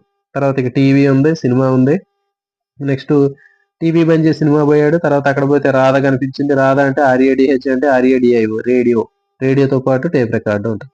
చూడటం అంటే దృశ్య అనుభవం. చూసిన తర్వాత ఏం చేస్తాడు? పిలుస్తాడు కదా, మనకు తెలిసిన వాళ్ళు ఎవరైనా ఉంటే. పిలిచాడు, శాబ్దిక అనుభవం. ఓకే, సో మనకి ఈ విధంగా మనం సింపుల్ గా గుర్తుపెట్టుకోవచ్చు అండి. ఇక చూడండి, పక్కన అని చెప్పాను నేను. పక్కన అంటే ప్రత్యక్ష అనుభవము, కల్పిత అనుభవము, తర్వాత నాటకీకరణ అనుభవం. పక్కన ఈ 3 ఒక సెట్. ఇది అయిపోయిన తర్వాత పక్కన పక్షి, ప్రదర్శన అనుభవము, క్షేత్ర పర్యటన అనుభవాలు. ఓకే, ఎగురుతూ ఉంటే ఇక చూడండి, ఎగురుతూ ఉంటే అంటే ఎగ్ అంటే ఇక్కడ ఎగ్జిబిషన్ అంటే ఎగరటం అంటే ఎగ్జిబిషన్. ఓకే, ఇది 6వది. ఓకే, ఎగురుతూ ఉంటే ఏం చేశాడు? టీవీని ఆఫ్ చేసాడు. టీవీ అంటే టీవీ 7వది. ఆఫ్ చేసి ఎక్కడికి పోయాడు? సినిమాకి వెళ్ళాడు. సినిమా అనేది 8వది. ఓకే, మరి సినిమాకి వెళ్తే అక్కడ ఎవరు కనపడ్డారు? రాధ కనపడింది. అంటే ఏంటి? Radio, tape record. ఓకే, 9వది. మరి ఆ రాధ కనిపించినప్పుడు ఏం చేస్తాడు? ఓకే, చూసి పిలిచాడు. అంటే చూడటం అంటే ఏంటి? దృశ్య అనుభవం. పిలవటం అంటే ఏంటి? శబ్ద అనుభవం. ఓకే, సో కాబట్టి ఈ విధంగా మనం 3-4 సార్లు దీన్ని అనుకుంటే మనకి ఈజీగా వస్తుంది. పక్కన పక్షి ఎగురుతూ ఉంటే టీవీ ఆఫ్ చేసి సినిమాకి వెళితే అక్కడ రాధను చూసి పిలిచాడు. సో ఈ విధంగా మనకి 2-3 సార్లు అనుకున్నట్లయితే చాలా ఈజీగా మనకి కోడ్ అనేది వస్తుందండి. నెక్స్ట్ ఇప్పుడు వీటికి సంబంధించినటువంటి ఇన్ఫర్మేషన్ మొత్తం చూద్దాం. ఇప్పుడు క్వశ్చన్ రూపంలో మొత్తం ఇక్కడ మనం డిస్కస్ చేద్దాం. ఎడ్గార్ డేల్ అనుభవ శంకులో ఈ చివరి భాగాన్ని ఏమంటారు? పై భాగం అంటారు. దీనికి ఇంకో పేరేంటి? అగ్రభాగం అంటారు. ఇంకొక పేరేంటి? శిఖర భాగం అంటారు. ఇంకో పేరు ఏంటి అంటే కొన భాగం అంటారు. పై భాగానికి ఇన్ని పేర్లు ఉంటాయండి. పై భాగం అన్నా, అగ్రభాగం అన్నా, శిఖర భాగం అన్నా, కొన భాగం అన్నా ఒకటే. ఇవన్నీ కూడా ఈ శంకు యొక్క చివర కనిపించే భాగాన్ని అగ్రభాగం, పై భాగం, శిఖర భాగం, కొన భాగం అంటారు. కింది భాగాన్ని ఏమంటారు? ఎడ్గార్ డేల్ అనుభవాల శంకులో శంకు యొక్క కింది భాగాన్ని ఆధార భాగం అంటారు, మూల భాగం అంటారు, పీఠ భాగం అంటారు, కింది భాగం అంటారు. ఓకే, సో ఇవన్నీ కూడా మనకి ఈ పేర్లు ఖచ్చితంగా గుర్తుపెట్టుకోవాలండి. కింద భాగము, పీఠ భాగము, ఆధార భాగము, మూల భాగం. మూల భాగం అంటే మూలమైనటువంటి భాగం, అంటే చాలా ముఖ్యమైనటువంటిది అని అర్థం. ఈ కార్నర్లు కాదు అర్థం. మూల భాగం అంటే చాలా ముఖ్యమైనటువంటి భాగం అని అర్థం. మూలాధారమైన భాగం అని పెట్టుకోవచ్చు. ఓకే, నెక్స్ట్ మరి దీంట్లో ప్రశ్నలు అనేవి ఎట్లా అడుగుతాడు అనేది ఇక్కడ చూద్దాం మనం. ఎడ్గార్ డేల్ అనుభవాల శంకులో అగ్రభాగంలో ఉండే అనుభవాలు ఏంటి? అమూర్త అనుభవాలు. ఓకే, ఎడ్గార్ డేల్ అనుభవాల శంకులో ఆధార భాగంలో ఉండే అనుభవాలు ఎలాంటివి? కంటికి కనిపించేవి, మూర్త అనుభవాలు. ఓకే, నెక్స్ట్ ఎడ్గార్ డేల్ అనుభవాల శంకులో కింది నుంచి పైకి వెళుతూ ఉంటే ఏమవుతుంది? కింది నుంచి పైకి వెళుతుంటే మూర్తం నుంచి అమూర్తానికి పోతుంది. అంటే తెలిసినటువంటి కంటికి కనిపించే విషయాల నుంచి పైకి పోయే కొద్దీ కంటికి కనిపించనటువంటి విషయాలు అనేవి ఉంటాయి. నెక్స్ట్ ఎడ్గార్ డేల్ అనుభవాల శంకులో పైనుంచి కిందికి వస్తూ ఉంటే అనుభవాల విస్తృతి ఏమవుతుంది? అనుభవాల విస్తృతి పెరుగుతుంది. చూడండి ఇక్కడ మనకి అనుభవాల విస్తృతి అనేది చూడండి, ఇది ఈ విస్తృతి అనేది పెరుగుతుంది. ఇక్కడ కింద నుంచి పైకి పోతే అనుభవాల విస్తృతి అనేది తగ్గిపోతుంది. చూడండి ఇక్కడ ఎక్కువ లెంత్ ఎక్కువ ఉంది, వెడల్పు. పైకి పోతుంటే ఈ విస్తృతి అనేది తగ్గిపోతుందా లేదా? ఇక్కడ ఇది తీసుకుందాం, దీని విస్తృతి తక్కువ ఉంది. మరి ఇక్కడ తీసుకుంటే ఫస్ట్ దీని విస్తృతి ఎక్కువ ఉంది. కాబట్టి ఎడ్గార్ డేల్ అనుభవాల శంకులో కింది నుంచి పైకి వెళుతూ ఉంటే అనుభవాల విస్తృతి అనేది పెరుగుతుంది. ఓకే, పై నుంచి కిందికి వస్తుంటే అనుభవాల విస్తృతి పెరుగుతుంది, కింది నుంచి పైకి వెళుతుంటే అనుభవాల విస్తృతి అనేది తగ్గుతుంది. మరి పై నుంచి కిందికి వస్తూ ఉంటే అమూర్తం నుంచి మూర్తం అనేది వస్తుంది. అంటే పైన మనకి శాబ్దిక అనుభవాలు ఉంటాయి, అమూర్తం కంటికి కనిపించవు. మరి పై నుంచి కిందికి వస్తుంటే అన్నిటికంటే కింద మనకి ఓకే ప్రత్యక్ష అనుభవాలు ఉంటున్నాయి, అంటే మూర్త అనుభవాలు ఉంటున్నాయి. నెక్స్ట్ మరి పై నుంచి కిందికి వస్తుంటే అమూర్తము తగ్గి మూర్తం పెరుగుతుంది. చూడండి, పై నుంచి కిందకు వస్తుంటే అమూర్తం తగ్గుతుంది, అంటే శాబ్దిక అనుభవాలు, ఓకే దృశ్య అనుభవాలు, శాబ్దిక అనుభవాలు ఉన్నాయి కదా, అవి తగ్గుతూ కిందకు వచ్చి మూర్తత్వం పెరుగుతుంది. ప్రత్యక్ష అనుభవాలు, కల్పిత అనుభవాలు, నాటకీకరణ అనుభవాలు వస్తూ ఉంటాయి కిందకు వస్తే, కాబట్టి మూర్తం పెరుగుతుంది. కింద నుంచి పైకి వెళ్లే కొద్దీ మూర్తం తగ్గి అమూర్తం పెరుగుతుంది. మరి చూడండి, కింద నుంచి పైకి వెళ్తుంటే ఏమవుతుంది, మూర్తత్వం తగ్గి అమూర్తం పెరుగుతూ ఉంటుంది. పైన శాబ్దిక అనుభవాలు, దృశ్య అనుభవాలు ఉంటాయి కదా, రేడియోలు, టీవీలు ఇవన్నీ పైకి పోయే కొద్దీ ఏమవుతుంది, తగ్గుతుంది. కాబట్టి కింద నుంచి పైకి వెళ్తుంటే మూర్తం తగ్గి అమూర్తం పెరుగుతుంది. ఇవి దీనికి సంబంధించినటువంటి బిట్లు ఎట్లా అడుగుతాడు, ఇవన్నీ కూడా గుర్తుపెట్టుకోండి. నెక్స్ట్ ఇంకా మనం ఇంకా అడగడానికి అవకాశం ఉన్నటువంటి ప్రశ్నలు తీసుకుంటే ఇదే ముహూర్తం నుంచి రెండవది ఏంటని అడుగుతాడు. చూడండి, ముహూర్తం నుంచి అంటే కిందే కదా ముహూర్తం, మరి కింద నుంచి రెండవది ఏంటి, కల్పిత అనుభవాలు. మరి ముహూర్తం నుంచి మూడవది ఏది అంటే, ముహూర్తం అంటే కింద నుంచి మూడవది ఏంటంటే ప్రత్యక్ష కల్పిత నాటక, మూడవది నాటకీకరణ అనుభవం. ముహూర్తం నుంచి నాలుగవది ఏది, కింద నుంచి 1, 2, 3 నాలుగవది ప్రదర్శన అనుభవం. ముహూర్తం నుంచి ఐదవది ఏది, ఓకే ఐదవది ఏది అంటే క్షేత్ర పర్యటన. నెక్స్ట్ మరి అమూర్తం నుంచి రెండవది అన్నప్పుడు మనం పై నుంచి కిందకు వస్తాం. అమూర్తంలో రెండవది ఏది అంటే పై నుంచి కిందకు వస్తుంది, అంటే ఏంటి, దృశ్య అనుభవాలు. లాస్ట్ లో శబ్ద అనుభవాలు ఉంటాయి, దాని కింద దృశ్య అనుభవాలు ఉంటాయి రెండవది. అమూర్తం నుంచి మూడవది ఏది అంటే పై నుంచి మూడవది రేడియో, టేప్ రికార్డ్. అమూర్తం నుంచి నాలుగవది ఏది, సినిమా. అమూర్తం నుంచి ఐదవది ఏది, టీవీ. కాబట్టి ఈ విధంగా మనకి ఏది చెప్పినా గానీ మనకి పై నుంచి కానీ కింద నుంచి కానీ అడగడానికి అవకాశం ఉంటుంది. నెక్స్ట్, ఉపాధ్యాయుడు అనుసరించకూడనటువంటి మార్గం ఏది, కింద నుంచి పైకి అనుసరించకూడదా, పై నుంచి కిందకి అనుకరించకూడదా అంటే పై నుంచి కిందకి అనుసరించకూడదు. ఎప్పుడు కూడా కింద నుంచి మాత్రమే పైకి చెప్పాలి, ఎందుకంటే కింద ప్రత్యక్ష అనుభవాలు ఉన్నాయి కాబట్టి. పై నుంచి కిందికి వాస్తవికత ఏమవుతుంది, పై నుంచి కిందకి వస్తుంటే వాస్తవికత పెరిగిద్ది, మరి కింద నుంచి పైకి పోతుంటే వాస్తవికత అనేది తగ్గిద్ది. ఎందుకంటే పైకి పోయే కొద్ది చివరిలో మనకి అమూర్త అనుభవాలు ఉంటాయి కాబట్టి పిల్లవాడికి వాస్తవికత అనేది తెలియదు, కాబట్టి తగ్గిద్ది. ఉపాధ్యాయుడు అనుసరించేటటువంటి విధానం ఏది, ఏ ఉపాధ్యాయుడు ఏ విధానం అనుసరించాలి, పై నుంచి కింద చెప్పాలి, కింద నుంచి పైకి చెప్పాలంటే కింద నుంచి పైకి మాత్రమే చెప్పాలి. అంటే కింద అన్నిటికంటే ప్రత్యక్ష అనుభవాలు చెప్పాలా, అక్కడ కుదరకపోతే కల్పిత అనుభవాలు చెప్పాలి. ఓకే, ఇట్లా కింద నుంచి పైకి మాత్రమే చెప్పాలి, పై నుంచి కిందకి చెప్పకూడదు. చూడండి, ఆల్వేస్ బాటమ్ టు టాప్, కింద నుంచి ఎప్పుడైనా మీరు నంబర్లు కూడా మనం ఇచ్చేటప్పుడు కింద నుంచే ఇవ్వాలి, పై నుంచి ఇవ్వకూడదు. 1, 2, 3 ఇది పైన శిఖర భాగంలో 11 ఉంటుంది, కింద ఆధార భాగంలో 1 నెంబర్ ఉంటుంది. సో నెక్స్ట్ చూడండి, ఉపాధ్యాయుడు అనుసరించే మార్గాల్లో మనకి రెండవది ఏది, ఓకే ఉపాధ్యాయుడు అనుసరించే మార్గాల్లో రెండవది ఏది అని అడుగుతున్నాడు. కల్పిత అనుభవం, అంటే కింద నుంచి పైకి పోయేదే కదా ఉపాధ్యాయుడు అనుసరించేది, మరి కింద నుంచి పైకి దాంట్లో రెండోది ఏంటి, ప్రత్యక్ష అనుభవం, దాని తర్వాత కల్పిత అనుభవం కదా. కాబట్టి ఉపాధ్యాయుడు అనుసరించే మార్గాల్లో రెండవది ఏది అంటే కల్పిత అనుభవం. మరి ఉపాధ్యాయుడు అనుసరించని విధానంలో రెండవది ఏది అంటే పైనుంచి కిందకు వచ్చింది. ఓకే, శాబ్దిక రెండోది పైనుంచి కిందకు వస్తే దృశ్య అనుభవం వచ్చింది. ఓకే, కాబట్టి ఇట్లా ఉపాధ్యాయుడు అనుసరించేది అంటే కింద నుంచి పైకి, అనుసరించనిది అంటే పైనుంచి కిందకి, రెండోది మూడోది అంటే మనం కింద నుంచి చూసుకోవాలి, పైనుంచి చూసుకోవాలి. ముహూర్తం పెరిగే దిశలో రెండవది, ఓకే ముహూర్తం పెరిగే దిశలో రెండవది ఏంటో చూడండి, మనకి ముహూర్తం పెరగటం కింద నుంచి వస్తుందా పైనుంచి వస్తుందా, పైనుంచి కిందకి ముహూర్తం పెరుగుతుంది, కాబట్టి దృశ్య అనుభవాలు. రేడియోలో వచ్చే కార్యక్రమాలు దేనికి సంబంధించింది అంటే మనకి దీంట్లో అభ్యసన అనుభవాల్లో రేడియోలు, టేప్ రికార్డు సంబంధించింది.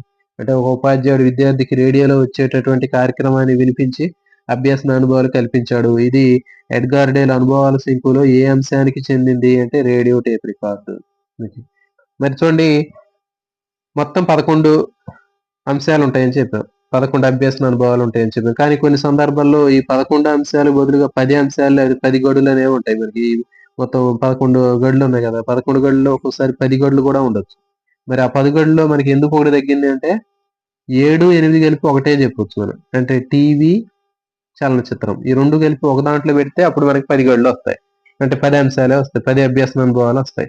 ఓకే, కాబట్టి గుర్తుపెట్టుకోండి, 10 అభ్యసన అనుభవాలు వచ్చినప్పుడు అక్కడ ఏముంటాయంటే మనకి చలనచిత్రం, టీవీ కలిపి ఒకదాని కిందకు వచ్చింది. అప్పుడు 10 వస్తాయి. మరి ఇంకా 3 గడులు ఉంటాయి. 3 రకాలైనటువంటి అనుభవాలను కూడా మనం ఈ ఎడ్గార్ డేల్ అనుభవాల శంకువులో చెప్పొచ్చు. అవేంటంటే ప్రత్యక్ష అనుభవము, కల్పిత అనుభవం, పరోక్ష అనుభవం. ప్రత్యక్ష అనుభవం అనేది 1, 2, 3 ప్రత్యక్ష అనుభవాలు. ఓకే. 4, 5, 6, 7, 8, 9 అనేవి కల్పిత అనుభవాలు. పరోక్ష అనుభవాలు అనేవి 10, 11. మనకి ఎడ్గార్ డేల్ అనుభవాల శంకులో ఉన్నటువంటి చెప్పాను కదా 1, 2, 3 మొదటి 3 ప్రత్యక్షం, చివరి 2 పరోక్షం, మిగిలినటువంటివి కల్పిత అనుభవాలు. ఓకే. సో తర్వాత ఇక ఈ శంకు ఎడ్గార్ డేల్ సంబంధించినటువంటి డీటెయిల్స్ కూడా కొన్ని అడగడానికి అవకాశం ఉంటుంది. చూడండి మరి ఈ శంకు గురించి ఎడ్గార్ డేల్ వివరించినటువంటి సంవత్సరం 1946. 1946లో వివరించాడు. ఓకే. నెక్స్ట్ మరి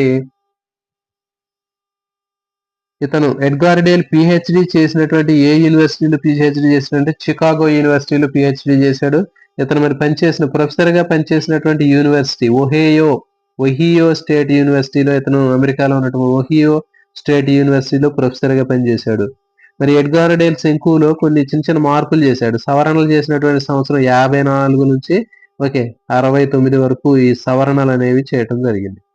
మరి ఇతను రాసినటువంటి పుస్తకం ఏంటంటే audio visual methods in teaching. 1946లో ఇది రాయటం జరిగింది. ఇంపార్టెంట్ అండి ఇది. ఎడ్గార్ డేల్ రాసినటువంటి పుస్తకం ఏంటంటే audio visual methods in teaching. మరి ఈ బుక్ ఎడ్గార్ డేల్ రాశాడు. దీంట్లోనే దృశ్య శ్రవణ పరికరాల ఆధారంగా ఇతను అభ్యసన అనుభవాల్ని ఒక శంకు రూపంలో వివరించడం జరిగింది. ఓకే. సో ఇతను ఈ దృశ్య శ్రవణ పరికరాల ఆధారంగా అభ్యసన అనుభవాల్ని, విద్యార్థికి కల్పించే అభ్యసన అనుభవాల మొత్తాన్ని ఒక శంకు రూపంలో తయారు చేసి ఎడ్గార్ డేల్ అనుభవాల శంకుని తయారు చేయడం జరిగింది. దీనికి ఇంకో పేరు ఏంటి అంటే అభ్యసన పిరమిడ్ అంటారు. సో ఇది దీనికి సంబంధించినటువంటి డీటెయిల్స్ అండి. శంకుని వివరించినటువంటి సంవత్సరం 46 సంవత్సరంలో వివరించాడు. ఇతను పిహెచ్డి చేసింది చికాగో యూనివర్సిటీలో. ఇతను పనిచేసినటువంటి యూనివర్సిటీ, ప్రొఫెసర్ గా పనిచేసింది ఒహియో స్టేట్ యూనివర్సిటీ. తర్వాత ఈ శంకువులో సవరణలు చేసింది 54 నుంచి 69 వరకు. నెక్స్ట్ ఇతను రాసినటువంటి బుక్ పేరు audio visual methods in teaching. Okay. మరి ఇతను దృశ్య శ్రవణ పరికరాల ఆధారంగా ఇతను ఏమని చెప్పాడంటే అభ్యసన అనుభవం అనేటటువంటి అనుభవాల శంకువుని ఇతను రూపొందించాడు. దీనికి ఇంకో పేరు అభ్యసన పిరమిడ్ అని కూడా అంటారు. ఓకే అండి, ఇది దీనికి సంబంధించినటువంటి టాపిక్. ఇవి మీరు వీటికి సంబంధించినటువంటి ప్రాక్టీస్ బిట్లు చేయండి. మీ అందరికి కూడా బాగా అర్థమవుతుంది. కోడ్ని 2-3 సార్లు మీరు చదువుకోండి. ఆ కోడ్ని కూడా ఎక్కడన్నా ఒక చోట రాసి మీ దగ్గరలో మీకు అందుబాటులో ఉన్న చోట అతికించుకుంటే మీకు ఎలాంటి కన్ఫ్యూజ్ లేకుండా మీకు 2 రోజుల్లోనే దీనికి కోడ్ అనేది ఈజీగా వస్తుంది. ఎందుకంటే మనం ఓవరాల్ గా జనరల్ గా మనం అటు గుర్తు పెట్టుకుంటే కన్ఫ్యూజ్ అవడానికి అవకాశం ఉంటుంది. కింద నుంచి 3వది ఎంత అని అడుగుతారు, పై నుంచి 4వది ఏంటి, మొత్తం నుంచి 2వది ఏంటి, ఆ మొత్తం నుంచి 3వది ఏంటి. సో ఇట్లా మనకి నంబర్లు ఇచ్చి అడగడానికి అవకాశం ఉంటుంది. సో కాబట్టి మీకు చెప్పినటువంటి కోడ్ ని మీరు గుర్తు పెట్టుకుంటే చాలా ఈజీగా మనం ఆన్సర్ చేయొచ్చు. ఓకే అండి.